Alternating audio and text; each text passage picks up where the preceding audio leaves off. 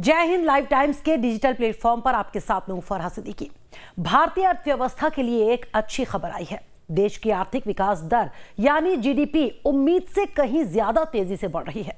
शुक्रवार को सरकार की तरफ से जारी आंकड़ों के मुताबिक फाइनेंशियल ईयर 2025-26 में देश की रियल जीडीपी ग्रोथ रेट 7.7% रही।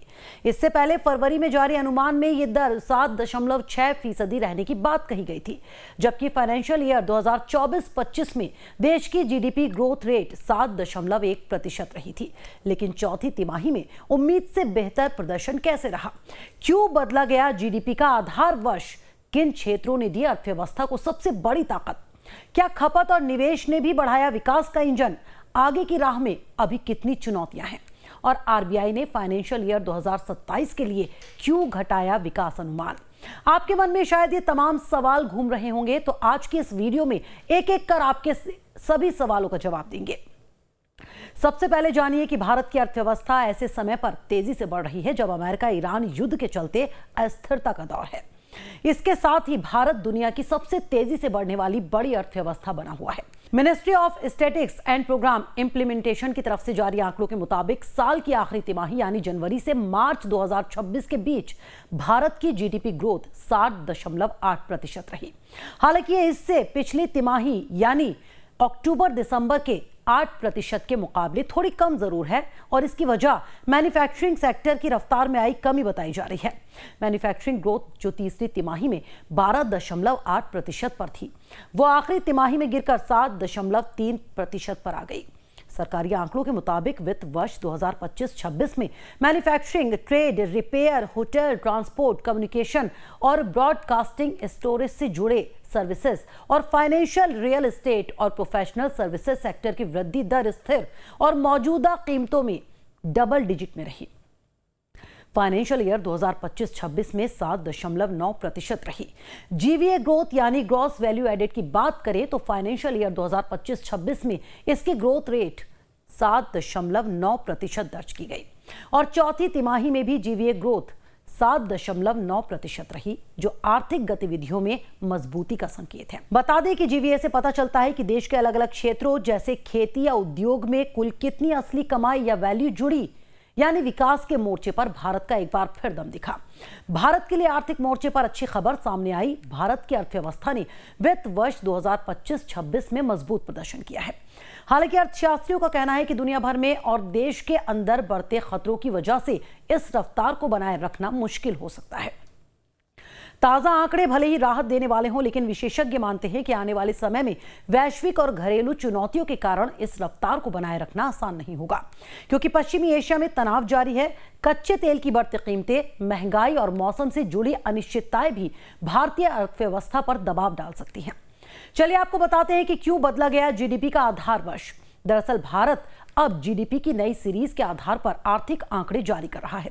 इसमें 2022-23 को नया आधार वर्ष यानी बेस ईयर बनाया गया है। सरकार का कहना है कि कोरोना महामारी के बाद उपभोग के तरीकों में आए बदलाव, डिजिटल अर्थव्यवस्था के तेजी से विस्तार और नए आर्थिक स्रोतों को बेहतर तरीके से शामिल करने के लिए ये बदलाव किया गया है।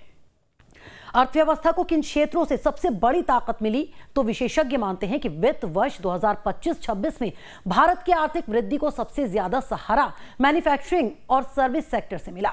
इन दोनों क्षेत्रों के मजबूत प्रदर्शन ने आर्थिक गतिविधियों को रफ्तार दी और विकास दर को ऊंचा बनाए रखने में अहम भूमिका निभाई।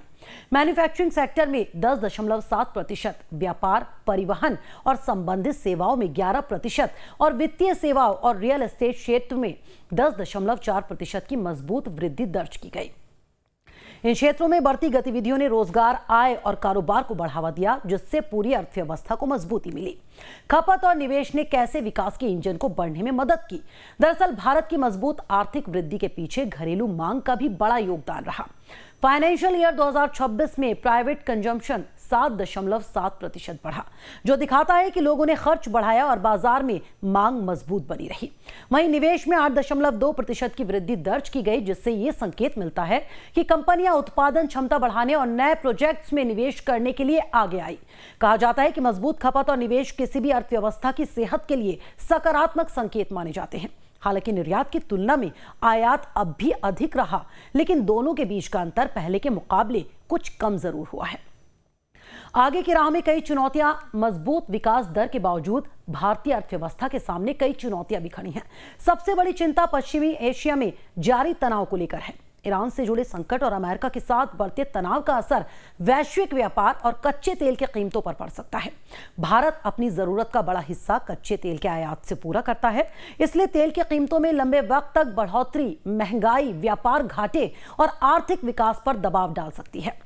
इसके अलावा महंगाई का जोखिम, कमजोर मॉनसून की आशंका, वैश्विक व्यापार में अनिश्चितता और दुनिया भर में वित्तीय परिस्थितियों का सख्त होना भी ऐसे कारण हैं जो आने वाले वक्त में आर्थिक गतिविधियों की रफ्तार को प्रभावित कर सकते हैं। वहीं आरबीआई ने देश की जीडीपी दर में कमी का अनुमान जताया है। आरबीआई के मुताबिक मौजूदा फाइनेंशियल ईयर 2026-27 के दौरान भारत की रियल जीडीपी ग्रोथ रेट 6.6% रहने का अनुमान है।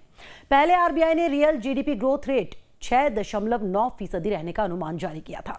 आरबीआई का मानना है कि पश्चिमी एशिया में जारी संघर्ष और वैश्विक अनिश्चितताओं का असर आर्थिक गतिविधियों पर पड़ सकता है। यानी कुल मिलाकर चौथी तिमाही में उम्मीद से बेहतर प्रदर्शन रहना, यानी जनवरी से मार्च 2026 के बीच फाइनेंशियल ईयर 2026 की चौथी तिमाही में भारतीय अर्थव्यवस्था 7.8% की दर से बढ़ी। यह आंकड़ा अर्थशास्त्रियों के अनुमान से भी कहीं बेहतर रहा और फाइनेंशियल ईयर 2026 भारतीय अर्थव्यवस्था के लिए एक मजबूत साल साबित हुआ। 7.7% की वृद्धि दर के साथ भारत ने दुनिया की प्रमुख अर्थव्यवस्थाओं में अपनी मजबूत स्थिति बनाए रखी। मैन्युफैक्चरिंग, सर्विस सेक्टर, घरेलू खपत और निवेश ने विकास को नई रफ्तार दी। हालांकि आगे का रास्ता पूरी तरह आसान नहीं है और आने वाले वक्त में कच्चे तेल की ऊंची कीमतें, पश्चिमी एशिया का संकट, महंगाई और मौसम से जुड़ी अनिश्चितताएं आर्थिक रफ्तार पर असर डाल सकती हैं। तो आज की इस वीडियो में इतना ही। अगर आपको ये वीडियो पसंद आई है तो इसे लाइक और शेयर करें और ऐसी और वीडियो के लिए लाइव टाइम्स को सब्सक्राइब करें। जय हिंद।